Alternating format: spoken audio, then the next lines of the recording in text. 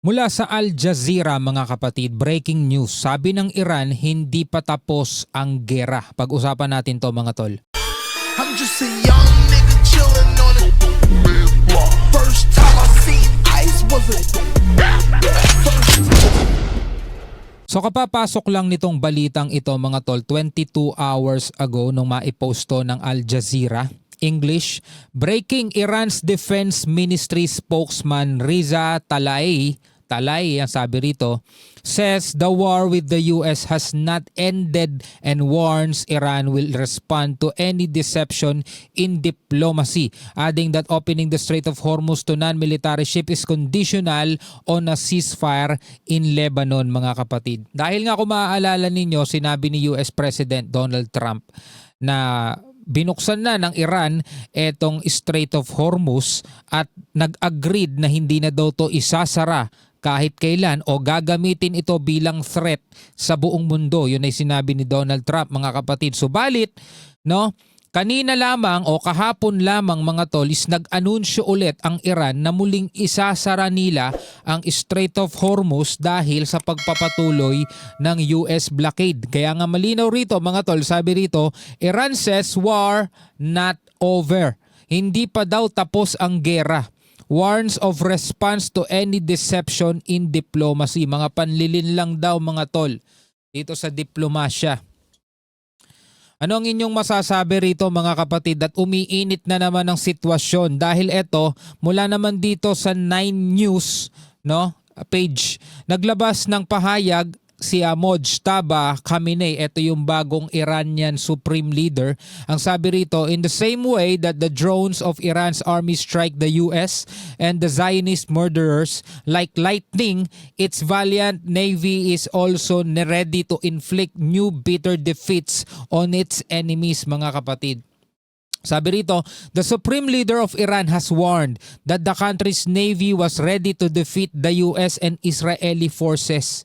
No? Nakahanda na daw mga kapatid talunin ng kanilang navy, ng Iran Navy mga kapatid, etong Amerika at etong puwersa ng Israel. As tensions over the Strait of Hormuz reignite, ngayong muling nabuhay na naman mga tol itong tensyon dito sa Strait of Hormuz. Bago pa lang to mga tol, ito'y 4 hours ago, pero ito'y hindi ko kinukumpirma sa inyo na talagang sinabi to talaga ni Mojtaba Khamenei kasi nga may mga report na unconscious daw siya. So paano siya makakapagbigay ng pahayag kung unconscious?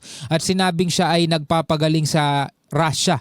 Nasa Russia daw mga tol itong Iranian Supreme Leader na si Mojtaba Khamenei. Yan ay inamin din mga tol ng isang opisyal sa Russia na nandoon nga daw ang Supreme Leader ng Iran at magpahanggang ngayon na hindi pa rin ito lumalabas sa publiko, 'di ba? Hindi pa siya naglalabas ng mismong pahayag. So etong post na to 4 hours ago, bahala na lang kayong humusga kung ito ba'y may katotohanan o hindi. Pero malinaw dito na sinasabi na nakahanda na daw mga tol ang Navy ng Iran para talunin ang Amerika at Israeli forces. Ito'y sa gitna mga tol ng usap-usapan ng pagkakaroon ng second round na negosasyon. Islamabad o sa Pakistan mga kapatid gaganapin kasi nga yung unang pag-uusap walang nangyari, bigo mga kapatid at hindi sila nakagawa doon ng kasunduan. Pero sinabi naman ni Trump mga kapatid nitong nakaraan lang na pumayag na daw ang Iran sa lahat o sa almost lahat ng kasundong ng kondisyon ng Amerika. Subalit, bagamat yun ay sinabi ni Trump, pero na namang lumabas na ulat mula naman dito sa WION, nagkakaroon talaga ng contradiction Sabi rito mga kapatid ng Iran's Foreign Ministry spokesperson Ismail Baghei, kasi kung naaalala niyo sinabi ng Amerika, sinabi ni Trump na pumayag na daw ang Iran ay hand over nila ang tawag dito, enriched uranium, kung naaalala ninyo yun. Pero sabi rito ni Iran Foreign Ministry spokesperson Ismail Baghei reaffirmed on April 17 that the decisions on the Strait of Hormuz and the nuclear file rest completely with the Iranians. hawak ng Iran yan mga kapatid, hawak ng Iran kung ano man ang desisyon dito sa Strait of Hormuz at saka dito sa nuclear nila. File rest completely with the Iranians. He asserted that even though Iran is willing to negotiate, the contradictory positions from the US reflect a lack of seriousness and commitment to its obligations.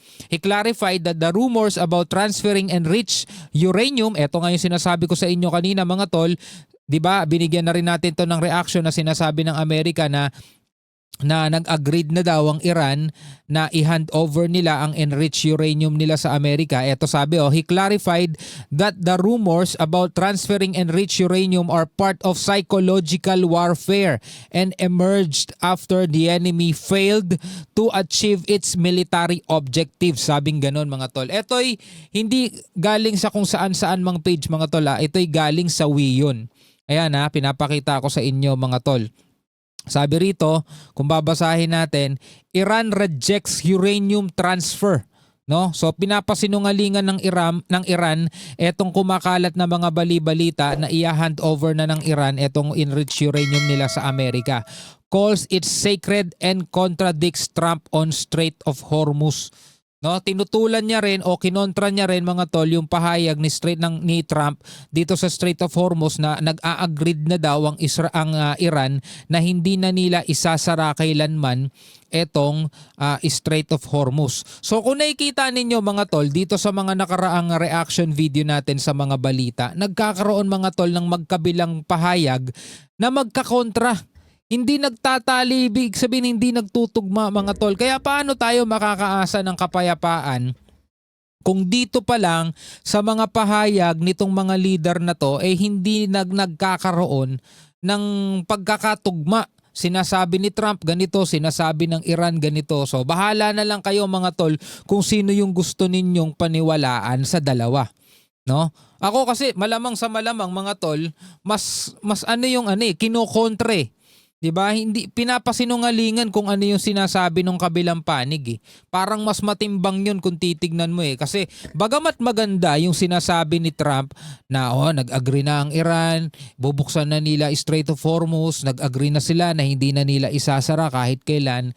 Bagamat very promising 'yun at bagamat napakaganda nun kung titignan mo, pero biglang kukontrahin ng Iran at bilang patunay mga tol, kalalabas lang na balita, muli na naman nilang isinara itong Strait of Hormuz. So ibig sabihin, nagmukhang fake news na naman dito si Trump mga tol, kasi kakasabi lang ni Trump na nag-agreed na daw ang Iran at hindi na isasara kailanman ang Strait of Hormuz, pero bagong balita, isinara na naman ng Iran, nagiging baby, close open So ngayon, parang mas lumalabas mga tol na nagiging fake news tuloy dito si Trump. Ano sa tingin ninyo mga tol? No? Pwede kayong magbigay ng komentaryo mga tol. Ako'y hindi po nagbabalita. Tayo'y nagbibigay ng reaksyon dito sa mga balita. No? Ano ang inyong masasabi tungkol dito? Pwede kayong magbigay ng inyong komentaryo sa ibaba. Maraming salamat sa lahat ng nanonood, sa lahat ng nagkokomento, sa lahat ng nakasubaybay dito sa ating YouTube channel at sa ating Facebook page. Mabuhay kayong lahat hanggang sa muli. Ako nga pala si Shobaldi. Peace out.